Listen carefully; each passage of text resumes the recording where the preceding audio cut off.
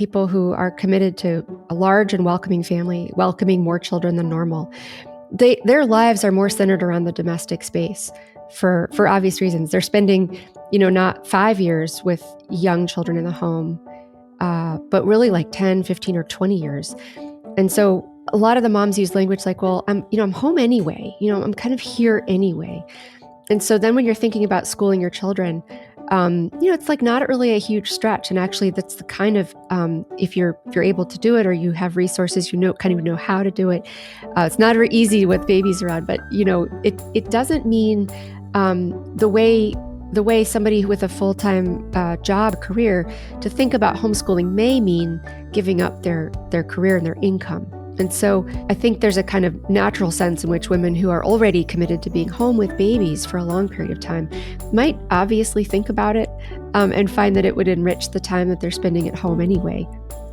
Welcome to Homeschool Talks, a podcast by HSLDA. This is a show about all things homeschooling, from practical tips to inspiring stories and everything in between. You can find show notes for this episode along with our other Homeschool Talks conversations at hslda.org/podcast. And if you want to be the first to know about new episodes as well as upcoming guests and topics, sign up for our email list using the link in the show notes. We're so glad you've joined us today, and we hope you enjoyed the program. Here's your host, Jim Mason. Hi, I'm Jim Mason, president of Homeschool Legal Defense Association, and this is another episode of Homeschool Talks where I get to talk to interesting people about interesting topics related to homeschooling and parenting and all kinds of related issues. And today, I'm pleased to introduce Catherine Pakaluk, who is an associate professor in the Bush School of Business at Catholic University, not far from where I sit right now, down in Washington, D.C. She earned her doctorate in economics at Harvard University, and she is the recipient of the Acton Institute's Novak Award and the Heritage Foundation's Freedom and Opportunity Academic Prize. She's so all of that stuff is less important than the next part. She's the mother of 8 children, and she and her husband, Michael, live nearby here in Hyattsville, Maryland. And she has recently written a book called Hannah's Children, which I just found fascinating. And it's part academic study and part kind of movement-oriented, and it has a lot of great stories of real-life people involved. So, Catherine, welcome. Thank you. It's great to be here. So this is a podcast by and for primarily homeschoolers. So let's start out with your connection to the homeschooling world. Great. Well, I should start at the present moment. I'm currently homeschooling my 12-year-old daughter, and she's a joy to have home with me all the time. She's down in the kitchen making bagels right now. So she's in sort of an 8th, 9th grade situation. Up until this year, I also had 3 boys I was homeschooling along with her, but this year they migrated into a local boys' school. But going all the way back to when I became a mom, my husband was a widower, had lost his first wife to breast cancer, and so he had 6 children that came into the marriage with us, and I just sort of discovered right away there were some concerns at the school that they were in, and I didn't know them as well as normally you would know your children of school age years. So, we just heard about it. I thought some people are doing this thing called homeschooling. I mean, this is 25 years ago, and I started reading about it, and I caught a couple books, and I thought this is great. Let's give this a shot. And so going back, those girls are all grown now. They're in their 30s and have lovely families. So going back 25 years, we did homeschool for a few years, absolutely loved it. And we have since then, throughout our years as parents, made use of homeschooling depending on where we lived and the options and what was best for each kid. Well, that's interesting. And you sound like a lot of homeschooling parents, including myself and my wife, when we began. We started out with, I started out, my wife was like, I'm going to homeschool all our kids for the whole time. And I was like, let's try it for a year, because I was a little skeptical. This is like going back over 30 years now. And it didn't take very long for us to kind of fall in love with the homeschooling world and just the way it helped in the relationships with our kids. And I imagine that was really important when you first got married with the children from your husband's first marriage. Yeah, it really was. I've seen some graphs recently showing, how many more hours you spend with your children over their lifetimes when you homeschool. At the time, I didn't see it as a goal, but, it was immediately clear once those girls stayed home with us, how much that assisted our bonding and growing together as a family. So, I really treasure those years. And in fact, let me think. They're both of those girls who are young moms now are homeschooling their children today. Yeah, it's a legacy. I mean, so we have 7 children, and they're all grown. Our baby is graduating later this year from Grove City College in Pennsylvania, and I'm getting spam right now, even as we speak, on my handheld supercomputer that has. I'm getting spammed with baby pictures. My third son and his wife just had their third child last night at 7:00 in the evening. So, congratulations! That's wonderful. So our kids who have kids are also moving in the homeschooling world, and it's it's just it's a great kind of organic community kind of involvement. Right. Well, and I think knowledge of it, if you grow up in it or exposed to it, it's something that, and we'll touch on this later, perhaps, it's something that's a great tool facing this question of kind of family size. And, we could talk about the nuance of it, but a lot of people talk about limiting their family size because of the expenses of schooling.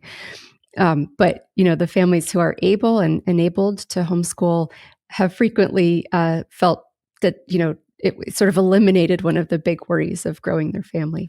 Yeah, let's jump to that. So you've written a book, and it's called Hannah's Children, The Women Quietly Defying the Birth Dearth. Yeah. What is your book about? Sure. So that title is a mouthful, but it's a mouthful. It was by design, not to be a mouthful, but to avoid describing the women in my book in some kind of pejorative way. I didn't want to describe them. I didn't want to misdescribe them. These are not women who are, kind of in a self-described movement to sort of break the trend or buck the trend. And they're not people who were after big families per se. And so the title means to call to mind the things that I'm going to describe. So essentially what it's about is the entire world is facing this really sad decline of births. And it's been true all across the West now for, I would say, conservatively 60 years. It goes back before that in its own way, but it's become a matter of national interest now, even though, probably you and I knew that this was happening several decades ago. And so, it's a simple concept. I mean, the thought was, everybody studying low birth rates is really, they're studying low birth rates. They're sort of looking at the dysfunction. And the thought here was, well, there are still many, many families who have, larger, abundant families. At this point, 3 or 4 even is big by American standards. And the goal wasn't to study bigness or largeness, but the goal was to study people who don't seem to fit the declining birth rate trend. So like, for instance, I have 8 children. My mom had 9 children. And so in a sense, like there's nothing shrinking about that going on. And so I wanted to find out what reasons people might have for choosing to do something quite different. And if those reasons would be helpful for this kind of pressing policy conversation. Some countries, not the United States, have experimented with, kind of wacky policy measures, sending people baby bonuses to get them to have more kids. Now, I'm not necessarily opposed to sending out checks to honor or reward people's fecundity, if that's what you want to do, but it hasn't worked to raise birth rates, and that's usually why it's done. So, as an economist, looking at this decline in birth rates, I thought, well, I have something to add. I think we could go out and interview what we would call the outliers, people who, have had more children, you as well, people who have had more children than professional economists tend to miss them. They don't see this population. So I interviewed women, more or less asked them, why did you do this? What could motivate you to do something so different? What sort of crazy reason do you have to support this? Exactly. And then of course I asked them some questions about meaning, kind of what has their experience been like? What has it meant for them? And maybe also to comment a little bit on what it could mean for the country. So there's sort of a quantitative and a qualitative element to this approach. Can you break that out a little bit? Sure. Yes. So what I do is, I guess I could put it this way: the quantitative description of the trends is, in general, has been known already. We knew that birth rates were falling. We also knew that people of strong religious belief tended to, kind of look different in their demographic. Look, they get married younger. There's a whole set of, we'll say, characteristics and behaviors which we'll say good policymakers would love to have. They'd love to have them everywhere. And so, the question is, are these religious people, kind of nutcases or brainwashed, or they've got nothing to add to that conversation? And so in that question, that investigation, you really have to push past the numbers and get stories, right? Because you won't get it if you just go, oh, here's somebody that identifies as a Baptist, a Southern Baptist maybe, and they've got 6 children, and maybe they're just patriarchal. Maybe they're just off in some bizarre place, and they can't really tell us why they did this. Or maybe the husband just wants to have a lot of kids. So there's all these questions about why religious people have more children. And so I was looking to kind of put color on that, really maybe set aside some of the myths that you hear. I hoped I could do that. I wasn't positive going into it. I thought I think there's a lot of myths. And so what I do throughout is I bring these stories together, but I also try to back up the things that I hear with available quantitative data as well. Yeah. So I think, you mentioned that perhaps my family could have been a part of your study. My wife, she was the oldest of 8. And when we got married, I kind of had the target of 3 or 4 kids. And, for no good reason, really.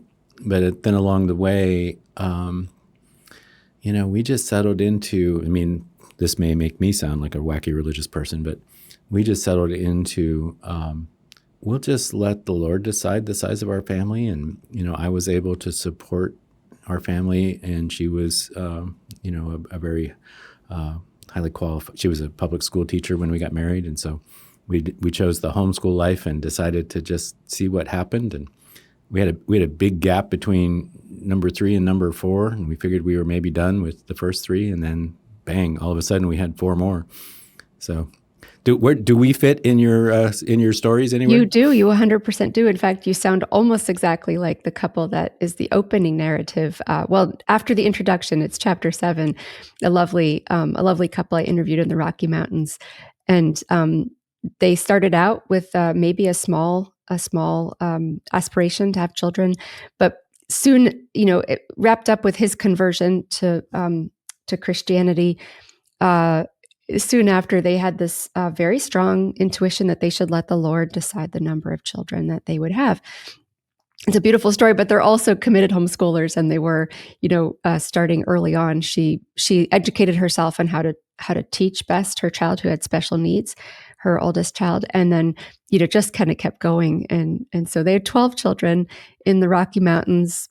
He's a pastor of a small church and does some other things besides, but they're really consummate educators. So you would have fit. And putting kind of language on that inspiration to let the Lord decide, they felt, Kim and Alex felt very much that it wasn't something for everybody. It was something that the Lord was inspiring them to do, and trying to kind of describe that in a way that's really faithful to the story. That was the challenge, but we could have substituted you for that chapter. Well, when I was growing up, it was the Catholic family down the street that had all the kids, and it seems like that may have changed over time. And in my lifetime, there have been lots of sort of moral panics. The Ehrlich book in the 70s, the population bomb, and the repeating sort of Malthusian myth that we're going to run out of resources and food and all that stuff. How does that all play into these, the birth dearth, which maybe you should take a minute and say what that is, and how, goofy people like my wife and I are kind of bucking the trend? Right. Well, the birth dearth, which is in my title, it's actually the title of a book that was written in the 1980s, 1987, by a Jewish scholar by the name of Ben Wattenberg. He worked here in Washington, D.C., and he's one of the first guys to say, hey guys, I know, Paul Ehrlich is running around telling us we're about to, bomb, about this population bomb, we're going to explode with children. But actually, I've looked at the fundamentals here, and I really think we are going to see a dearth of births. And so he wrote a book called The Birth Dearth. And you're quite right. So there's this, kind of like neo-Malthusian scare. And that's what I grew up in. I mean, of course, my family was a large family. I was one of 9. But, I heard it all the time, heard it at school. And, these were the days there were terrible famines in parts of Africa. We would see pictures of starving children. And of course, we didn't know why these famines were occurring. And now as an adult and a professional, I understand that those famines did not occur because there were too many people. They occurred because of corrupt governments and the types of things that we know make it very difficult for countries to grow economically and to prosper. And so, this is kind of the essence of the Malthusian, the Malthusian sort of lie is to blame the people, right? That the sort of put the blame on the people and God's gift of fertility, right? So it's the people that are the problem, the numbers of people, and tucked into this lie that people are the problem is a kind of say this troubled Malthus in his day. He was a reverend, actually, after all. So can you just put him in context? Because he goes back, this goes back a long ways. Yes. So we, and actually, if we had enough time and I were a better historian, we could go back even further than Thomas Malthus. We have the early Christians talking about a way of life and a way of death. I mean, there's always been components of I would say the unfaithful groups of people who look at God and say, you didn't think this through, did you? You must have gotten it wrong, and our wisdom is better. But Thomas Malthus, who we reference all the time in this area, was an English reverend, a pastor, a theologian in his time, and then also kind of a scholar. He was very fascinated with questions of population and economic development. And Malthus wrote a really famous tract called The Essay on the Principle of Population. And he was so, and basically he said, look, the population is going to grow faster than the amount of food. And that's going to lead to, famine and disease and even conflict. People will fight over the available food, and then that will bring about kind of conflagrations and the loss of economic growth. So we'll sort of shrink back down to devastation, and then, slowly we'll rebuild, but then we'll hit that place again. So he said this was really terrible, and we should really implement measures. In his mind, this was something even the churches should participate in. We should be coaching people to get married later, to have their children later. We should preach, celibacy and abstinence. He was very alarmed. But Malthus worried that what the conclusion was that kind of God had given us competing instincts that were at war with each other, the instinct to reproduce and the instinct to survive and to for self-preservation. And that does lead to some pretty troubling conclusions, right? So as a Christian, I think he was a kind of a man who was at war with his faith, really. So he didn't trust. Fundamentally, he thought God had gotten it wrong. Anyway, so he wrote this thing. And just to tell you, it was such a kind of controversial thing to say at the time that he first published it anonymously to see how it would be received. And this was kind of mid-19th century. This is actually about 1800. Yeah. About 1800, okay. Yeah, he started drafting it towards right at the end of the 1790s. And then I think maybe the first draft was, 1798 or 1800. And then there were about 6 or 7 more editions. And the later ones he put his name on once he saw that people liked it and it was much talked about. And lots of economists engaged with him and thought about it. But it was in a sense a kind of precursor to the social Darwinism that emerged later in the 19th century. So you're not wrong to kind of think of Malthus's ideas really permeating a kind of climate of, we'll say, social constructivism in the 19th century, and people who are essentially of the mind that what people do fundamentally is kind of compete. They compete for resources, and they compete for the place, the pecking order, place in society. So you not only have this sort of biological Darwinian idea that we, the better species compete, compete on the basis of these like random mutations, which, I don't buy, but that was the theory. But then you also get this social Darwinianism, right? Which is that smarter people, better looking people, the right kind of people over time should basically replace the worst kind of people over time. And, so I mentioned Malthus because, when we start to think about what I just said, I mean, that Darwin was very influenced by Thomas Malthus.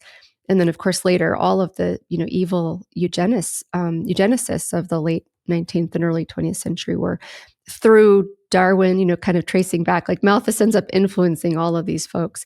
It just gives them something to hang their hat on. I mean, I don't think human nature needs a lot of assistance in kind of finding a gripe with God, right? There are all kinds of ways human nature finds to find a gripe with God. But Malthus gave people kind of almost like a mathematical, it seemed like a kind of airtight case. Look, clearly God got this wrong, or at least he meant for us to manage the population in a kind of scientific way. And so that was Malthus. And then later in the 20th century, it crops up all the time. I mean, it's probably wrong to say we wait around until Paul Ehrlich in the 1960s. I point out in my book, I learned when I was writing my book that Hitler was really quite obsessed with the ideas of Thomas Malthus. I mean, that was a big motivation for the Nazi movement, right? Lebensraum. We need, there's not enough room, there's not enough resources. So yes, that's exactly right. I didn't know until I did this research, and I thought, was it just an accident? It sort of sounds like it's in the air. No, he was reading Malthus, and he thought this was really important. So you don't have to wait till the 60s. But then, of course, you've got this Stanford professor, Paul Ehrlich, in the 1960s, who writes a book called The Population Bomb. And so, the thing is there. And I view this as kind of, you talked about cycles of like these bad ideas. And I view this as kind of the iteration that like we will always be dealing with these kinds of antenatal ideas. They're really fundamentally, I think they're anti-creation, they're anti confidence in God's providence. And so part of what I try to bring to the table in this book is a fundamentally different outlook that the people I spoke with have. I mean, if you are going to in any way, shape, or form entrust your fertility or the size of your family to God's providence, there's a fundamental trust that God didn't get that wrong. On the flip side, although current antinatalists aren't so worried about running out of resources anymore, because that's been more or less, scientifically put to rest. But the thing you'll hear today from the current Malthusians is that more people will contribute to climate change. So they've switched from more people will affect other people, right, to more people will hurt the planet. And it's an interesting,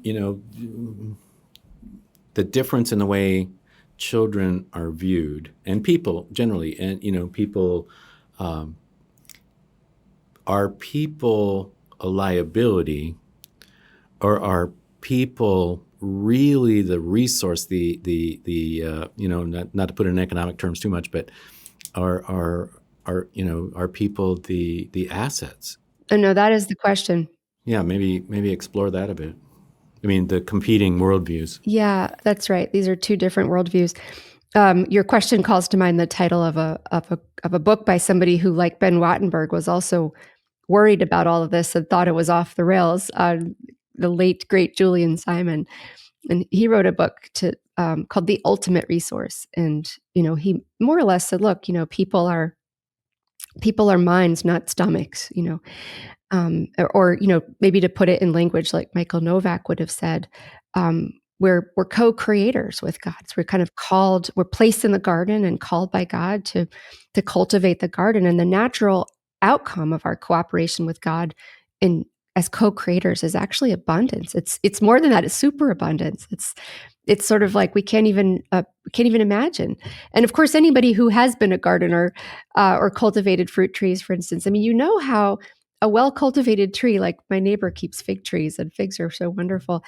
I mean, they're just sort of dripping with figs. At the end of the day, you go like, that's more figs than you could really consume, and you have to give them away. So, and this is where the market, the natural market comes from, is there's when we specialize because we know that we can trade with our neighbors,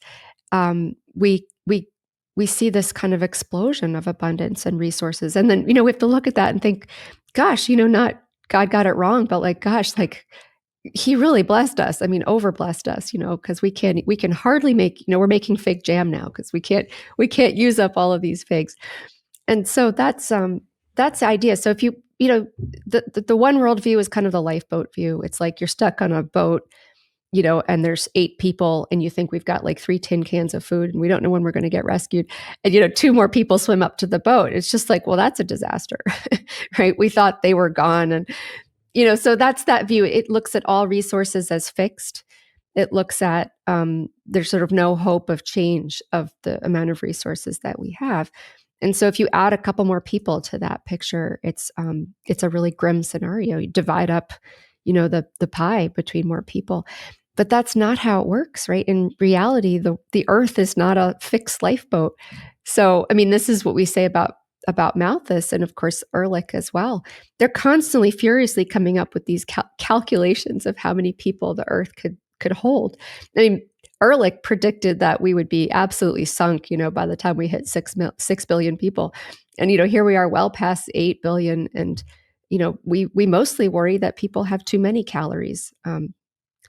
Right. And that's, I don't mean that to make light of anything, but in terms of the question which used to plague people like Malthus, we really have to the question before us is not how few resources there are, but rather how to steward those resources wisely. And that takes us back to sort of the creation and the garden, and the right role of people in cultivating the garden.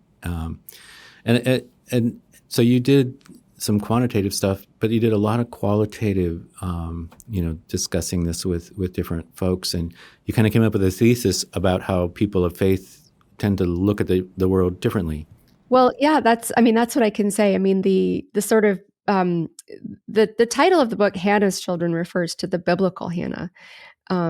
And I also name the first woman that you meet in the book. Mostly they're pseudonyms in the book, but I name her Hannah because she's such a articulate example of the worldview that was common among the people I interviewed, and common among Jews, Christians, Catholics, members of the LDS Church. So of all biblical religions. So what was it? The nugget of it seems like, when I talk to young people, they say, well, this almost sounds like a cliche. And I said, well, it's not a cliche if you believe it. And what is it? It's that, that your children are your greatest blessings. So the Jewish formulation of this, which many of the women shared, was that, number one, that you believe fundamentally that God really wants to bless us, that this is like what he's doing, what he's up to, like who is God and who is he? And that he's fundamentally just overflowing with blessing. So that's a belief that you can have, and you can live your life according to that belief. So on top of that, what they would say is the 3 biggest blessings that God wants to send us are children and good health and prosperity, wealth and prosperity. And that doesn't mean money. It means, a good life. Could certainly mean some sufficient amount of resources. And so the Jewish women I talked to said, well, look, among those 3, the tradition says that the biggest of these 3 is children, that God really wants to bless us.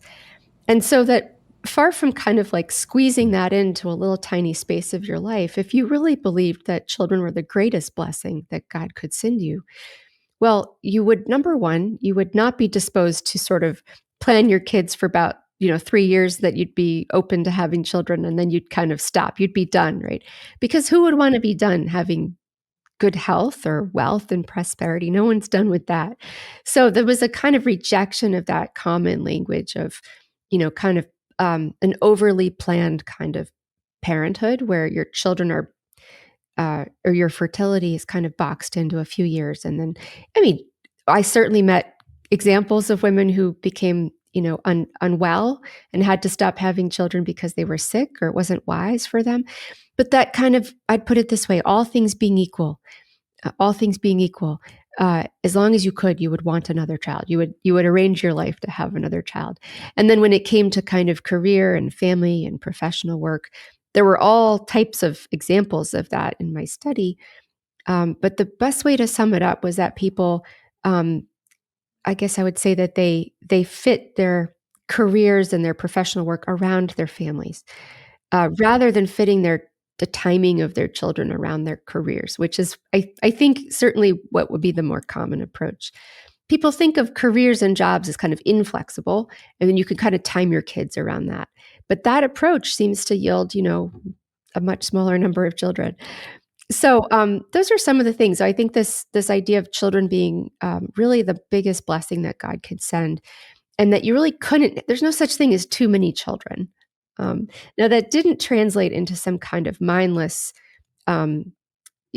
mindlessly producing without prudence, and so that was part of the job. And I think that may be one of the myths that you went into wanting to explore, right? Yes, exactly. So what would it look like to, on the one hand, reject a kind of conventional planning of your family, what most people do today, where you don't necessarily trust that God wants to make it possible for you to have an abundant family. So what does it look like to reject conventional family planning on the one hand, but on the other hand, to understand that each child is a decision that you make in consultation with your spouse, in prayer with God, a kind of dialogue between a couple and God, in prudence, seeking God's grace and wisdom. When are we ready to accept another child? So there's a real evaluation of readiness. And that second part, which is where you sort of say, look, this isn't irrational. It's not people behaving like animals. It's quite the contrary. It's this really beautiful process of couples understanding that God may want to bless them again, but also bringing into that conversation with God a kind of question of what's the right time? Are we ready now? Have we recovered from the last one? Have we had enough time to kind of provide for the children that we have or educate them or whatever? So, and that looks different for many different families. And I think that's a story that no one's really heard. So you mentioned kind of the Jewish tradition views children primarily as the most important blessing. What did some of the other faith traditions of people that you interviewed, how did they view this whole issue? Yeah. So, I mean, I would basically say that the language of blessing was the most common language. You might have heard things like, children are the greatest source of joy. I heard that from lots of the Mormon women that I talked to, and the Catholic women, especially those ones who had grown up with children. I also heard from women who didn't grow up with lots of children or siblings, and many times they came at it with just in a sense, a kind of blind. They started their families with the blind trust that God wants children. He says, be fruitful and multiply. And then after a couple of kids kind of realized, gosh, my experience proves that this is where there's so much joy. So I would say the language of blessing was fairly common across women of all faiths.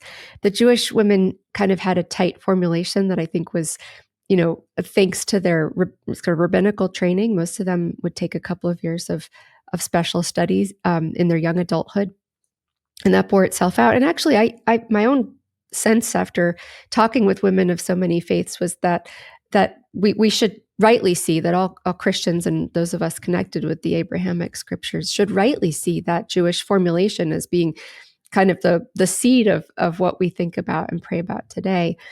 And that in fact, like I'll speak at least for my church as a Catholic, I think that we would do well to be more Jewish in how we talk about this, because sometimes I think we actually don't have this tight language, like, oh, these are the blessings, and we should pray for these blessings, and that's maybe made it a little bit more difficult. And so look, rightly people say, well, I don't want to judge people. And I don't want to say there's a norm. We certainly don't want to say that people are holier or better if you have more children. And I think because of a lot of that, which is all right and good, we shouldn't ever judge anyone for not being blessed by God, and or for their lives not having worked out in ways that would allow them to accept children. And so people, I think, out of a right concern for not shaming anybody. And of course, I've heard the negative stories. I've heard that some people, certainly do feel ashamed by other people. But that whole set of concerns, I think, has made it harder for us to just say cheerfully, like these sort of simple phrases, like children are the biggest blessings, and we should pray for them. We should pray to have more blessing because God wants to bless us, and that cheerful affirmation, I think, is quite appealing. And when I talk to young people about this, college campuses and high schools, I often, just by saying those words, I often see tears. They're really moved by it. And so it gave me the real conviction that there's power in that biblical language, and that we should speak it more often. That's a really fascinating thing. I was gonna cut over to, there's a strong intersection in your book throughout with this children are blessing and the homeschooling movement. But I'm reading in other places that younger people, you mean this dearth generations, the younger folks may be coming into adulthood with a different view or a more open-minded view? Yeah. Is that true? I think so. We're seeing certainly a lot of signs that the youngest generation in these surveys, there was a Pew survey that came out earlier this week showing that the decline in Christianity seems to have leveled off, if not maybe slightly reversed. And most of that's coming from the youngest generation surveyed. And those are kids born right when my kids were born, starting in around the year 2000. And that's really encouraging. And we're seeing in that same population a greater commitment to traditional roles in the household and the home, and that would all include that sort of thing. That a greater sense that marriage is for children. So that was a common thing that I heard in my interviews. Kind of, well, we didn't get married to wait to have children. We got married to found a family, and that's very different from what we've heard for decades. You find your soulmate, and you kind of first you get married, and then you kind of wait and see when it's the right time to start your family. The people I talked to mostly got married and had their kids right away, and they said, "Well, why would we wait?" So that's why we got married. So I think this is what we're seeing. We'll have to wait another couple of years to see if it really sticks around. But I think that Pew survey this week was really a lot of people taking that as good news. So I have two sons that are under 25 who are married, and if they're at all representative. I mean, and that ties into what folks, Ben Wattenberg was sort of one of my, how do you describe him? He was sort of a Democrat that, or sort of a more liberal guy, but he was at AEI, but he had a pretty open mind to a lot of ideas at the time. And the folks at AEI often talk about the success cycle for, marry early, Ian stay Rowe. married. Yep. Yeah. So talk about the success cycle. I think that fits right in with this Pew survey and the changing views. Yeah, that's right. If I have it right, the success cycle is something that folks like Ian Rowe, but this certainly goes back. He's a really eloquent teacher, and he explains this very well. The success cycle sort of like the success cycle says, if you finish high school and you work, so you take a job, and you take any job, you just commit yourself to working and not waiting to work, and you have your children in marriage, that those three things combined together, the people who do them will almost never be below the poverty line.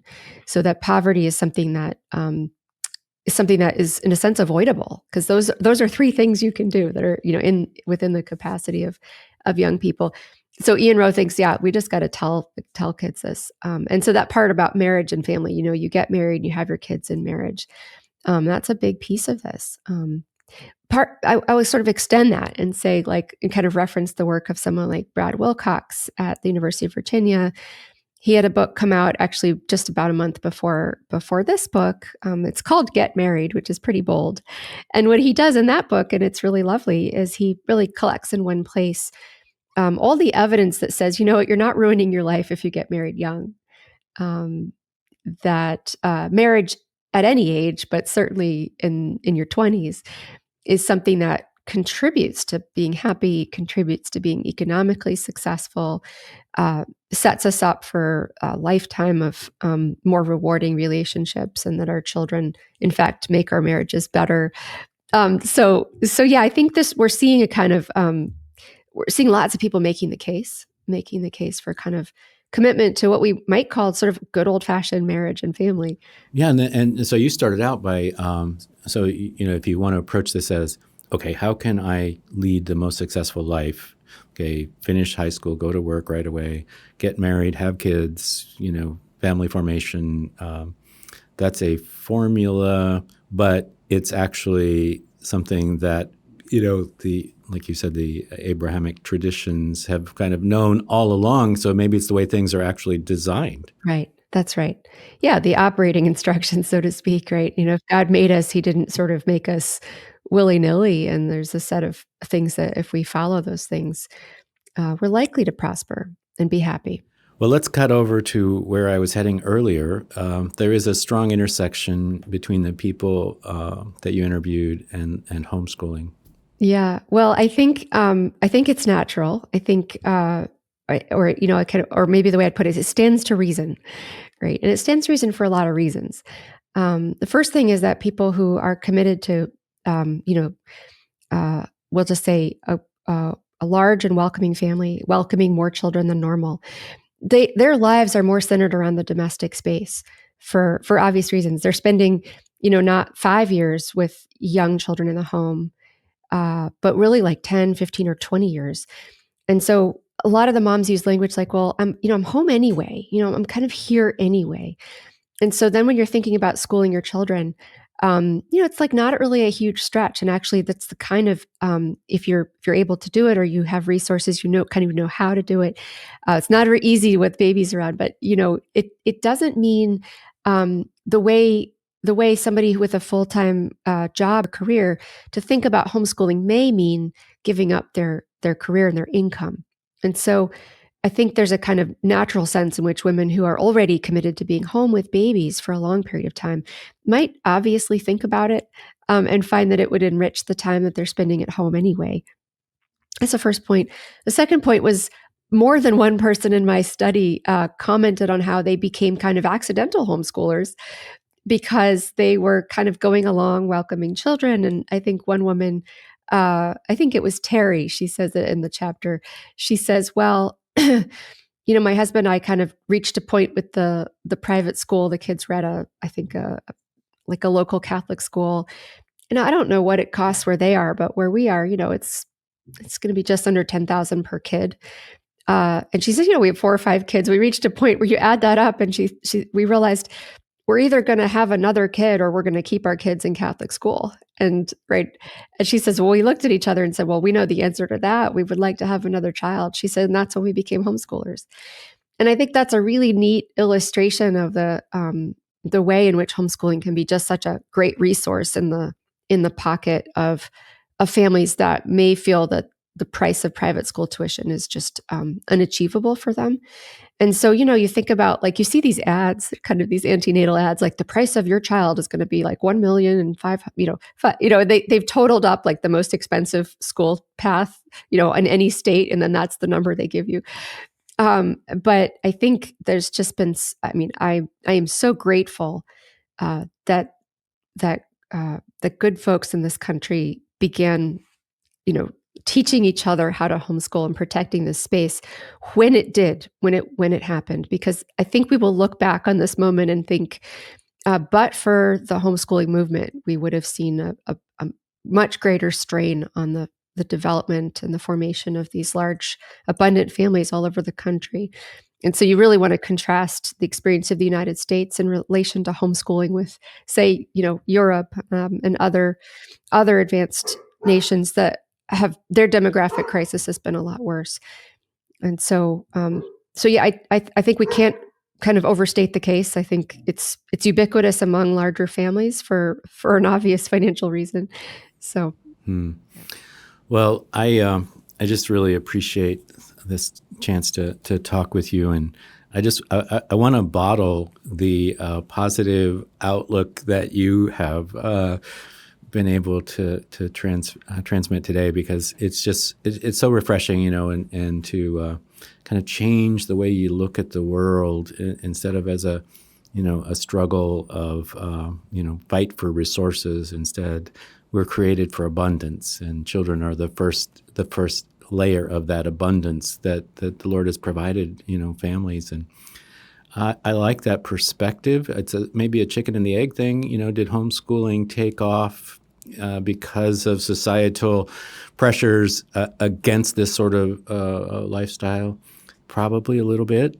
But then making it possible for people all over the country to homeschool all across 50 states, which has been our life's work here at Homeschool Legal Defense. Mm-hmm. But that provides the opportunity for, and we saw it during COVID. It was an island in a sea of turmoil that families, and so many families during that time. Do you know who Peter Gray is? He writes for Psychology Today. He might have run a Yes. So he and I did a number of these podcasts over the years, and he writes periodically about, during the COVID times, how busy families who are high achieving and always on the go, and the kids are up at 6 and off to, and then sports and then dance and how those families found being home together to be an enormous blessing that they didn't realize they were missing. And so the island of homeschool freedom allows families to discover that in ways that perhaps it wouldn't have been possible before. That's right. So thanks. Yeah. I'm going to You're so welcome. I'm going to make a pitch for your book, but thanks for making a pitch for my work too. Absolutely. I think it's vital. Yeah. So the book is Hannah's Children. It's a really easy read, even though we talked about, natalism and birth dearths and Malthusians and all that stuff. It's a great read. You'll meet interesting people along the way. And if you need some encouragement that the lifestyle you've chosen, or if you'd like to explore a different lifestyle, it's a great place to begin. How can people get your book? Well, I'm embarrassed to say that Amazon is the best place to get it. Just because it seems predictable. You can, of course, also get it at Barnes and Nobles, but Amazon. And I also want to encourage, if there are probably a lot of moms listening, moms or dads who are busy with a lot of kids, for the people who don't get to curl up with two hands holding a book, the Audible version is, of course, you can get that on Amazon or through Audible, and there's a Spotify. You could buy it on Spotify as well. And the reader, the lady who read the book, is just great. Oh, good. She's great. I didn't read it myself. Oh, no. But they didn't even ask me, but to be honest, I probably wouldn't be that good at it. But Jamie Draper is a great reader. And so for people who want to just pop it on in the car, running errands or out on your walk or whatever, I've heard from tons of people who just enjoyed listening to it, because so much of the book is narratives, conversations that I recorded. And so it lends itself to listening as much as to reading in print. So. Well, I once again, thank you for joining me today. It's been a real refreshing treat to get this perspective, and thanks for writing the book. Really appreciate it. And for those of you listening, once again, I'm Jim Mason, President of Homeschool Legal Defense Association, and you got a glimpse into the value of the work we do here at HSLDA that provides the freedom for families to pursue what they think the best course of education and child rearing works for their family. If you'd like to join with us in that cause, you can go to our website at hslda.org and join or donate. We'd love to have you. There are still challenges. The work of advancing and protecting freedom is never over. So once again, thanks, Catherine, for joining me today. You're so welcome. Thanks, Jim. Today's episode is made possible by HSLDA's Generation Joshua program. Do you have a student who wants to make a difference in our nation? Generation Joshua empowers teens to make the most of their citizenship through local clubs, immersive simulations, online courses, and real-life campaign experiences. For more information, visit generationjoshua.org. generationjoshua.org. That's generationjoshua.org. Thanks for listening to this episode of Homeschool Talks. If you've enjoyed this conversation, will you do us a favor by sharing it with a friend or leaving us a review on Apple Podcasts? As a reminder, you can find show notes for this episode along with our other Homeschool Talks conversations at hsldA.org/podcast. And if you want to be the first to know about new episodes, as well as upcoming guests and topics, you can sign up for our email list using the link in the show notes. That's all for now. We hope you enjoyed this program, and we'll see you next time.